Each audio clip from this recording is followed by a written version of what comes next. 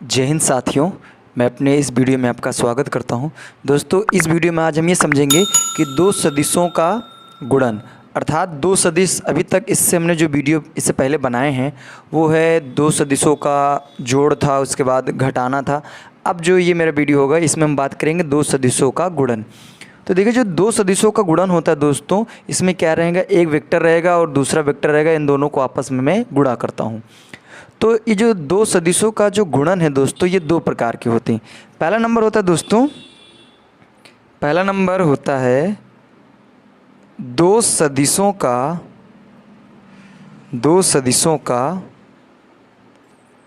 अदिश गुणन, ठीक है। और दूसरा नंबर होता है दोस्तों दो सदिशों का सदिश गुणन। ये पहला नंबर होता है अदिश गुणन और दूसरा नंबर होता है दोस्तों सदिश गुणन। कहने का मतलब समझिए इसको। देखिए, पहला नंबर क्या है कि दो सदिशों का अदिश गुणन, अर्थात कहने का मतलब यह है कि अगर दो सदिश राशियों का गुणा किया जाए तो यदि एक अदिश राशि प्राप्त हो जाती है तो उसे हम लोग बोलते हैं दो सदिशों का अदिश गुणन।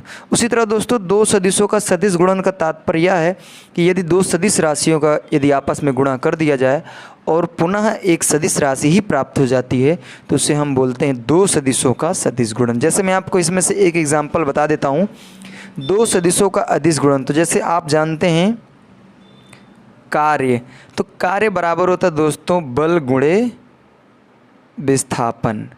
अब आप ये ध्यान दीजिए दोस्तों कि जो बल है ये भी सदिश राशि है और विस्थापन भी सदिश राशि है। यानी अगर इन दोनों का मैंने मल्टीप्लाई किया तो एक तीसरी राशि प्राप्त हुई जिसका नाम है कार्य। और यहाँ पर जो दोस्तों जो कार्य है ये एक अदिश राशि है। तो कहने का मतलब हमने ये देखा कि दो सदिश राशियों का गुणा किया तो एक नई राशि प्राप्त हुई जिसका नाम है कार्य, और ये कार्य एक अदिश राशि है। तो इसी को हम लोग बोलते हैं दोस्तों दो सदिशों का अदिश गुणन। उसी तरह दोस्तों, दो सदिशों के सदिश गुणन में भी हम दो सदिश राशियों का अगर गुणा करें तो एक नई राशि प्राप्त हो जो सदिश हो, उससे हम बोलेंगे दो सदिशों का सदिश गुणन।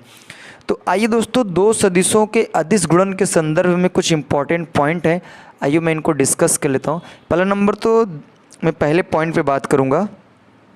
जो दो सदिशों का अदिश गुणन है दोस्तों, इसको मैं डॉट से रिप्रेजेंट करता हूँ। ये ध्यान रखना है, डॉट से, ठीक है। और मान लीजिए दो सदिश, एक वेक्टर ए है और एक दूसरा वेक्टर बी है, इनको मैं मल्टीप्लिकेशन कर रहा हूँ तो ये सदिश राशि अगर प्राप्त हो रहा है तो उसको मैं इस तरीके से रिप्रेजेंट करूँगा, अर्थात ए डॉट बी। क्योंकि जो दो सदिशों का अदिश गुणन है इसको हम लोग डॉट गुणन भी बोलते हैं। तो इस तरीके से हम लोग इसको लिखते हैं। Vector A dot vector B बराबर होता है दोस्तों ए बी कॉस थीटा। तो ये फार्मूला होता है दोस्तों दो सदिशों के अदिश गुणन का, ठीक है। अब इसमें कुछ इंपॉर्टेंट पॉइंट है, आइए हम उनको भी डिस्कस कर लेते हैं। देखिए, हम अब बात करेंगे जो अदिश गुणन होता है इसके कुछ गुण होते हैं, अदिश गुणन के गुण। तो आइए इसको मैं कंफर्म कर लेता हूँ, इसके गुण क्या हैं दोस्तों। देखिए, यहाँ पे जो vector A dot vector B बराबर ए बी कॉस थीटा है, तो यहाँ पे मैं थीटा पे कुछ पॉइंट बता दूँ।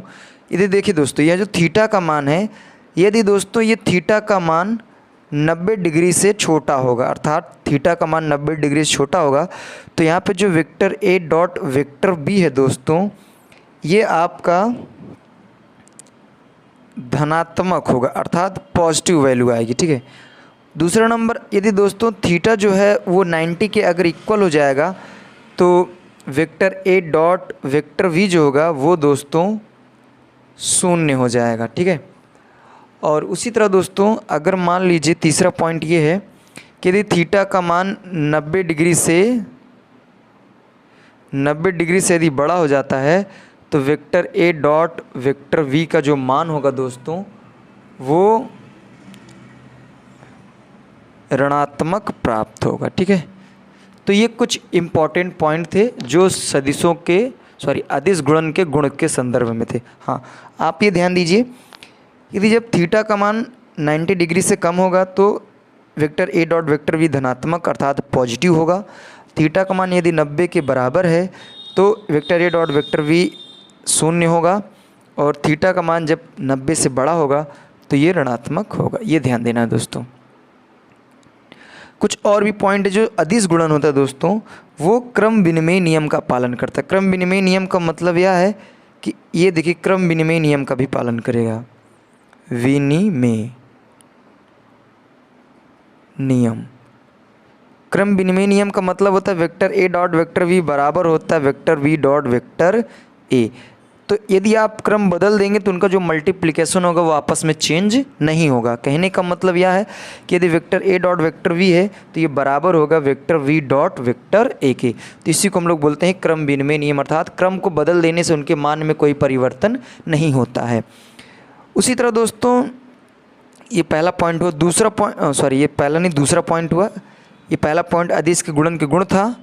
अब दूसरा पॉइंट क्रम विनिमय नियम पे पालन करता है। तीसरा पॉइंट जो होता है दोस्तों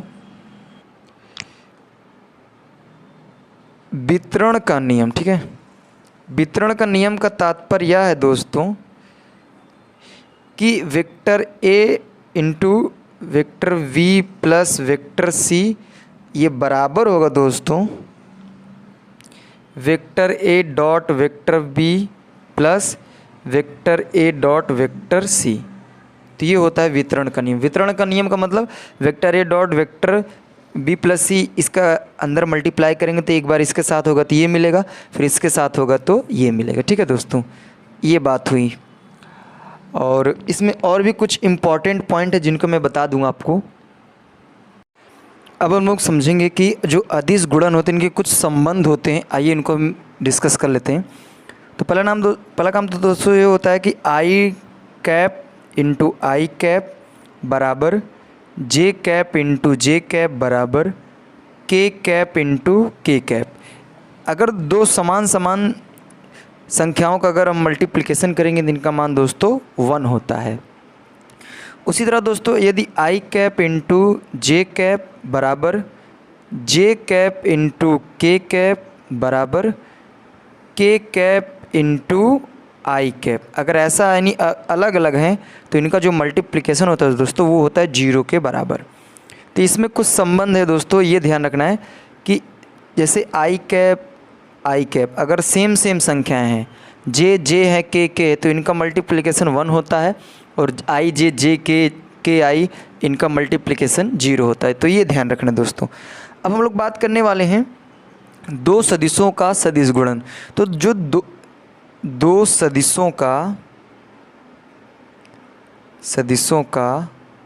सदिश गुणन, कहने का मतलब दोस्तों यदि दो सदिश राशियों का गुणा करें तो सदिश राशि ही प्राप्त हो तो उसे हम लोग बोलते हैं दो सदिशों का सदिश गुणन। देखिए इसको हम लोग क्रॉस गुणन भी बोलते हैं क्योंकि इसको हम लोग क्या करते हैं क्रॉस से रिप्रेजेंट करते हैं। जैसे हमने अदिश गुणन में डॉट से रिप्रेजेंट किया था तो उसी तरह इसको हम क्रॉस से रिप्रेजेंट करते हैं। इसको हम लोग क्रॉस गुणन भी बोलते हैं। आइए इसको डिटेल में समझते हैं। जैसे देखिए डॉट गुणन यानी दो सदिश को हमने डॉट गुणन में किया है तो उसको हम ए डॉट बी लिखते हैं। तो क्रॉस में क्या लिखेंगे vector A cross vector V, और ये दोस्तों इसके बराबर होता है ए बी साइन थीटा। तो ये दोस्तों होता है क्रॉस गुणन, अर्थात दो सदिशों का सदिश गुणन। यहाँ पे दोस्तों एन कैप भी लिखा रहता है। तो एन कैप बताता है दोस्तों इकाई सदिश के बारे में। ठीक है, अब देखिए दोस्तों जितना मतलब अदिश हमने बताया कि अदिश गुणन जिन का पालन करता है, उसी तरह ये जो सदिश गुणन है ये भी कुछ नियम कानून पालन करेगा। तो पहला नंबर ये जो है ये क्रम विनिमय नियम का भी पालन करेगा। अगर कहने का मतलब ऐसा मैं कहूँ कि vector A cross vector V ये बराबर होगा दोस्तों vector V cross vector A, तो क्रम विनिमय नियम का भी पालन करेगा। साथ ही वितरण नियम का भी पालन करेगा। वितरण नियम का मतलब कि vector A cross vector we plus C, तो ये बराबर होगा दोस्तों vector A cross vector B plus vector A cross vector सी।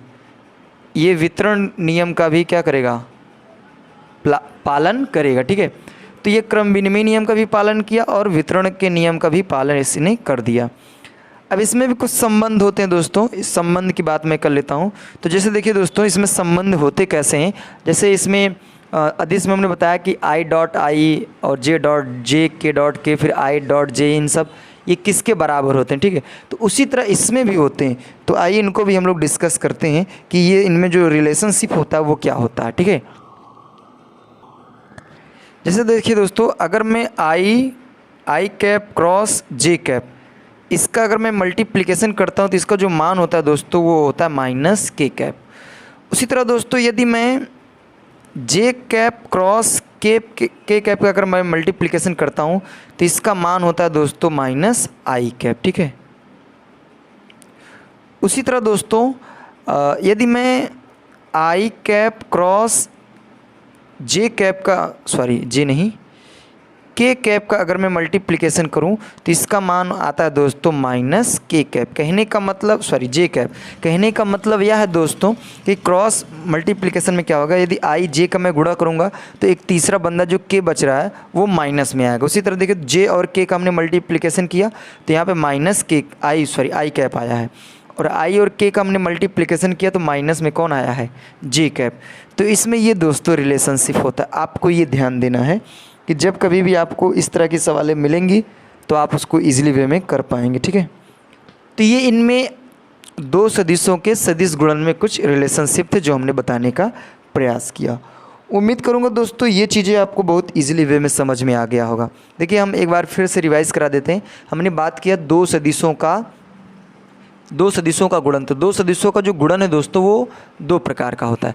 एक होता है दो सदिशों का अदिश गुणन, एक होता है दो सदिशों का सदिश गुणन।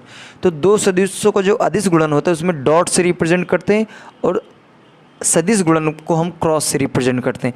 और इनमें क्या खासियत है, क्या गुण होते हैं, ठीक है। और जैसे इसमें एक चीज़ हमने आपको ये नहीं बताया, जैसे उसमें हमने बताया था कि अदिश गुणन में कि यदि थीटा का मान 90 डिग्री होगा और 90 के बराबर होगा या 90 से ज़्यादा कम होगा तो क्या होगा। तो यहाँ पे आप ये ध्यान देना है कि यहाँ पे होता है vector A cross vector B बराबर होता है ए बी साइन थीटा। तो आप थीटा का मान रख के चेक कर सकते हैं कि 90 से कम, 90 से ज़्यादा और 90 के बराबर होने पे क्या क्या बता रहा है, ठीक है। तो ये आपके लिए मैं होमवर्क छोड़ा, इसको मैंने बताना भूल गया, अब मैं आपको बता देता हूँ, आप इसको करेंगे, ठीक है। उम्मीद करूँगा दोस्तों ये चीज़ें आपको ईजिली वे में समझ में आ गया होगा। आगे मिलेंगे दोस्तों नेक्स्ट वीडियो में, तब तक के लिए जय हिंद।